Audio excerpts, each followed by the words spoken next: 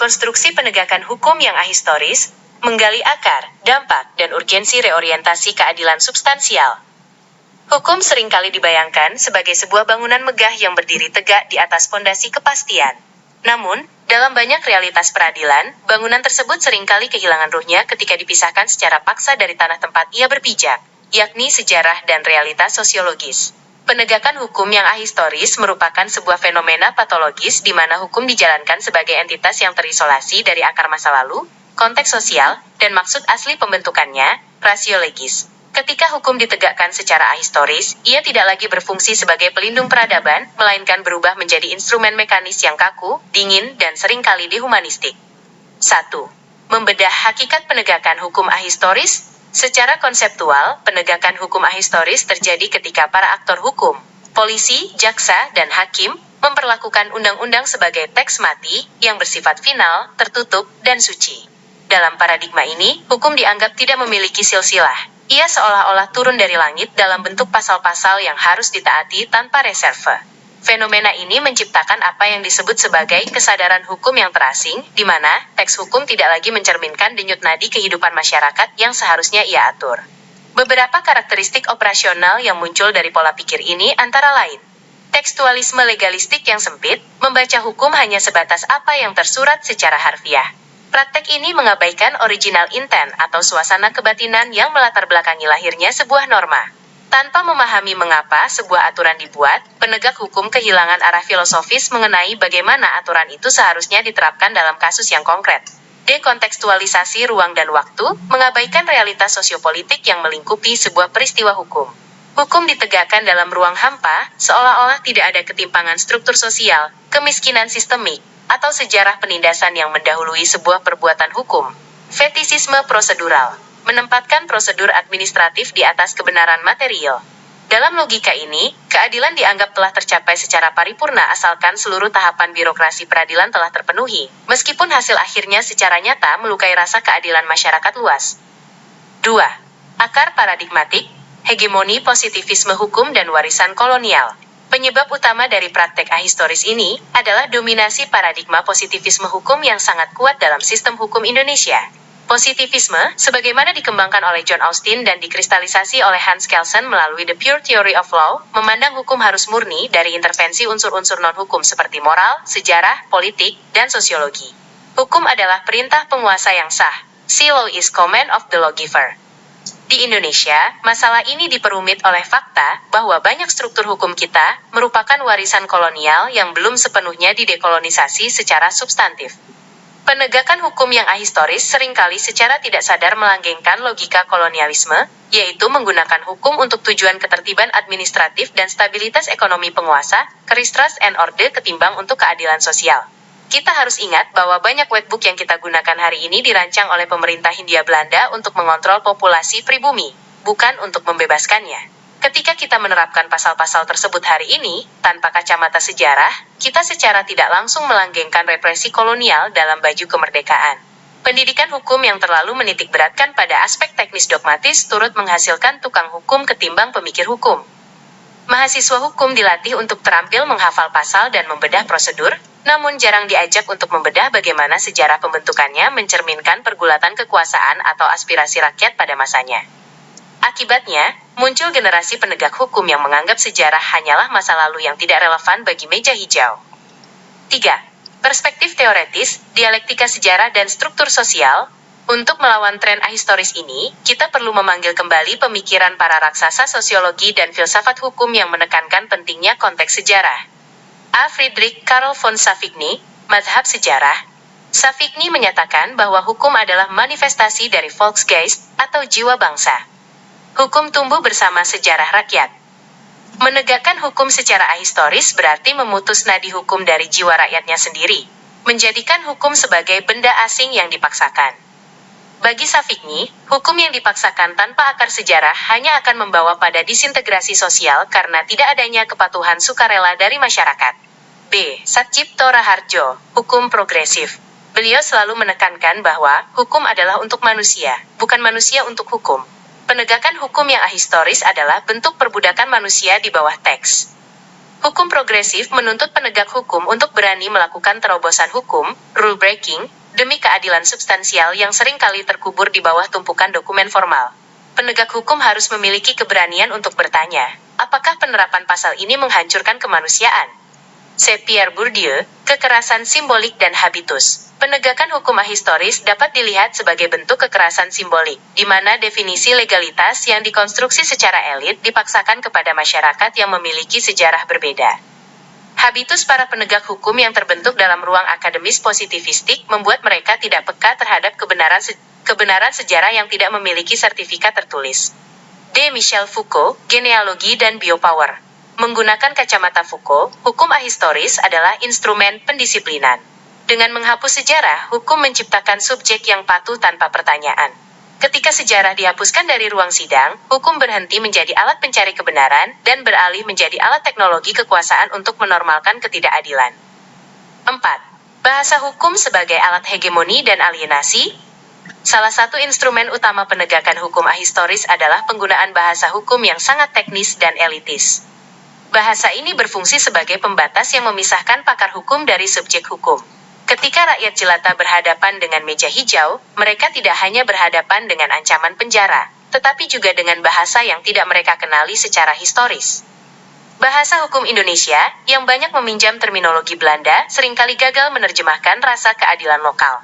Misalnya, konsep perbuatan melawan hukum, onrecht mati gedaat, seringkali hanya dipahami sebagai pelanggaran terhadap undang-undang tertulis, padahal secara historis di Nusantara, melawan hukum mencakup pelanggaran terhadap keseimbangan alam dan komunitas. Dengan memaksakan bahasa yang ahistoris, sistem hukum sebenarnya sedang melakukan proses alienasi, di mana rakyat merasa menjadi orang asing di pengadilan negara mereka sendiri. 5. Dampak sosiologis, alienasi dan kekerasan struktural. Penegakan hukum yang buta sejarah membawa konsekuensi serius bagi stabilitas tatanan sosial. Kesenjangan keadilan, justice gap. Fenomena hukum yang tajam ke bawah dan tumpul ke atas berakar dari sikap ahistoris. Penegak hukum cenderung kaku menerapkan pasal pidana terhadap rakyat kecil tanpa mau melihat sejarah ketidakadilan struktural yang memaksa mereka berada dalam posisi tersebut. Marginalisasi hak komunal dan ulayat. Dalam sektor agraria, sikap ahistoris menjadi pemicu utama konflik. Negara seringkali menggunakan klaim legal formal untuk meniadakan klaim historis tradisional masyarakat adat. Kegagalan hukum sebagai alat transformasi, hukum yang ahistoris menolak melihat dinamika perubahan nilai yang tumbuh di masyarakat karena terlalu terpaku pada teks kuno. 6. Fokus khusus, konflik agraria dan memori tanah. Sektor agraria adalah epicentrum di mana penegakan hukum ahistoris melakukan kerusakan paling nyata. Dalam banyak sengketa pertanahan, pengadilan seringkali hanya memvalidasi bukti dokumen formal, sertifikat, sebagai satu-satunya kebenaran hukum. Mereka secara sengaja mengabaikan fakta sejarah bahwa tanah tersebut telah dikelola secara turun-temurun oleh komunitas adat atau petani lokal berdasarkan hukum tidak tertulis. Logika domain verklaring yang diperkenalkan kolonial Belanda, bahwa semua tanah yang tidak bisa dibuktikan kepemilikannya adalah milik negara, secara ironis, masih sering dipraktikkan dalam penegakan hukum modern.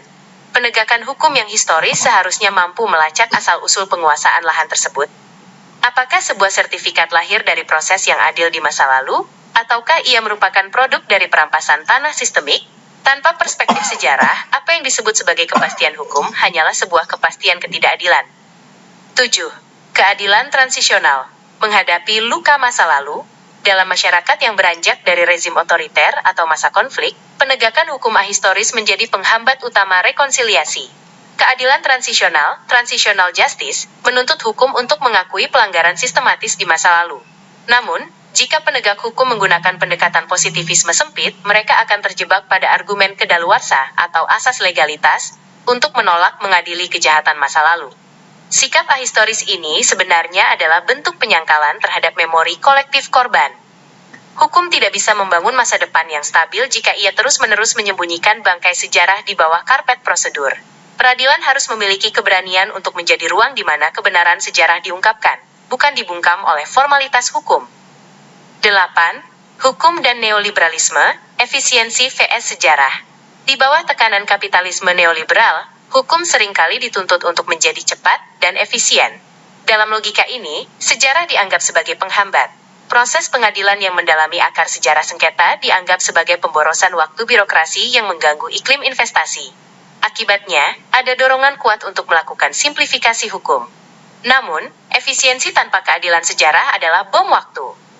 Ketika hukum hanya melayani kecepatan transaksi dan mengabaikan sejarah kepemilikan atau hak-hak sosial, maka hukum tersebut sebenarnya sedang menggali lubang kehancurannya sendiri, melalui disintegrasi sosial yang akan terjadi di kemudian hari. 9. Ancaman baru, algoritma, dan digitalisasi hukum. Di era kontemporer, ancaman ahistorisme mendapatkan sekutu baru, teknologi digital dan AI dalam sistem peradilan.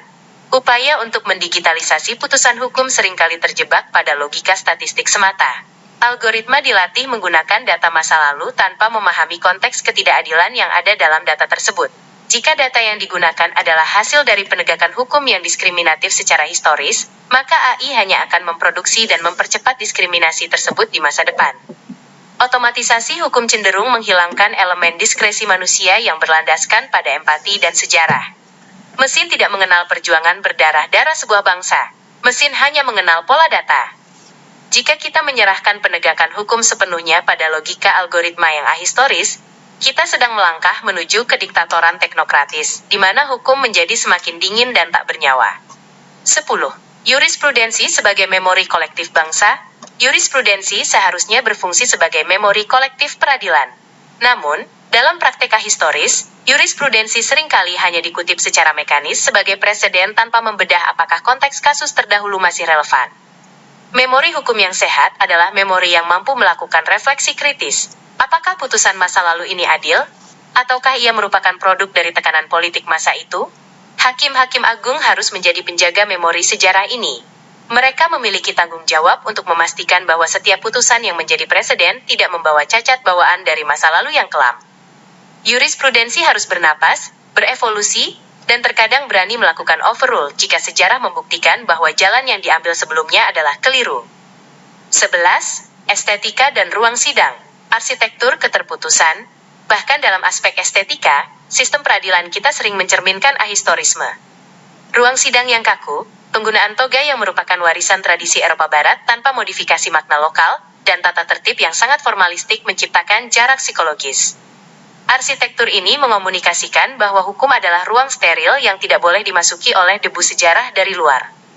Reorientasi hukum juga harus menyentuh aspek estetika ini, menjadikan pengadilan sebagai rumah keadilan yang terbuka bagi dialektika sejarah, bukan sekadar kantor administrasi sanksi yang menakutkan dan asing bagi rakyat. 12. Perbandingan global, belajar dari bangsa lain. Kita dapat belajar dari negara-negara yang berusaha mengintegrasikan sejarah dalam sistem hukum mereka. Di Afrika Selatan, melalui proses Truth and Reconciliation Commission, hukum digunakan bukan sekadar untuk menghukum, tetapi untuk mengakui luka sejarah apartheid. Di Kanada dan Selandia Baru, pengadilan mulai mengakui hak-hak historis masyarakat adat, indigenous rights, sebagai bagian integral dari konstitusi mereka. Keberhasilan negara-negara tersebut terletak pada kemauan para penegak hukumnya untuk melakukan pertobatan intelektual. Mereka mengakui bahwa hukum tanpa sejarah hanyalah alat kekuasaan, sementara hukum dengan sejarah adalah instrumen pemulihan martabat manusia. 13. Menuju paradigma penegakan hukum yang historis sosiologis. Mengubah arah penegakan hukum memerlukan langkah-langkah transformatif yang sistemik. 1. Reorientasi metode interpretasi. Hakim harus meninggalkan dominasi interpretasi gramatikal murni. Interpretasi teologis historis harus menjadi kewajiban. 2. Integrasi analisis sosial dalam putusan. Putusan hukum harus menyertakan pertimbangan sosiologis dan historis secara eksplisit. 3. Penguatan keadilan restoratif.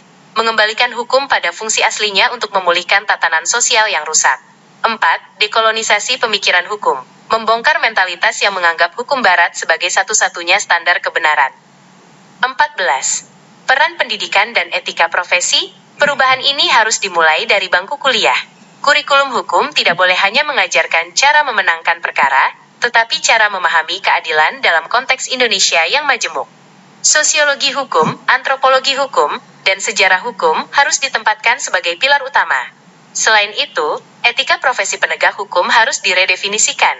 Penegak hukum yang beretika bukan hanya mereka yang patuh pada kode etik administratif, tetapi mereka yang memiliki kejujuran intelektual untuk mengakui bahwa di balik sebuah pasal, terdapat sejarah panjang perjuangan atau penindasan yang harus dipertimbangkan.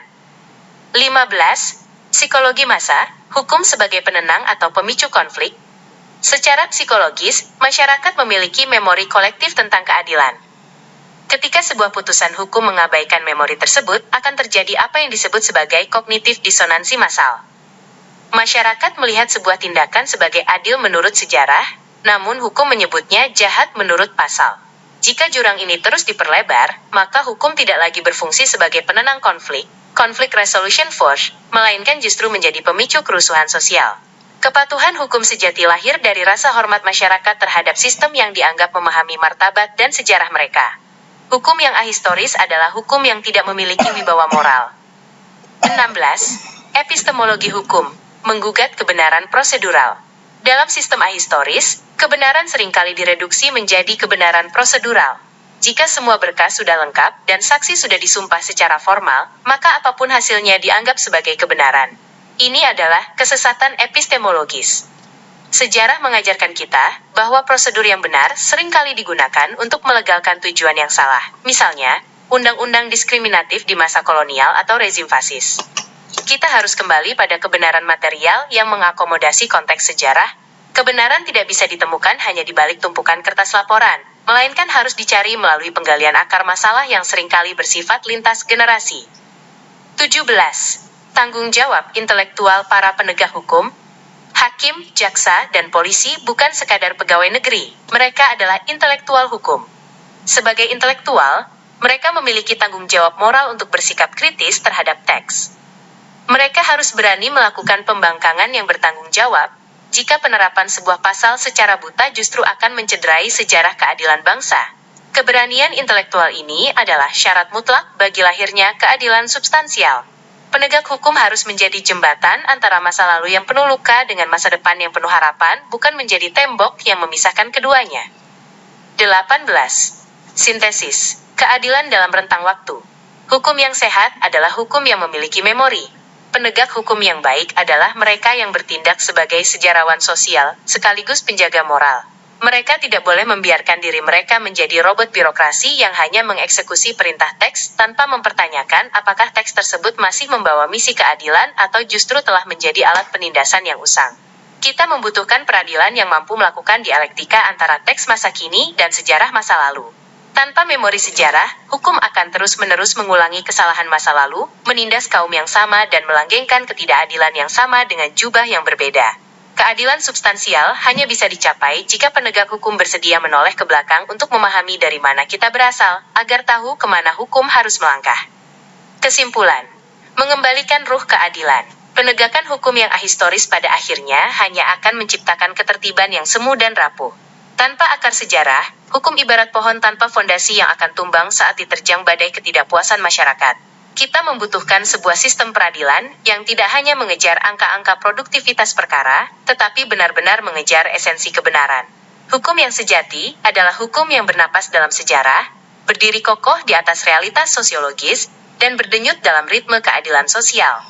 Kita merindukan penegak hukum yang memiliki keberanian intelektual untuk mengakui bahwa di masa lalu mungkin ada kesalahan struktural, dan di masa kini hukum hadir untuk memperbaiki kesalahan tersebut, bukan melestarikannya.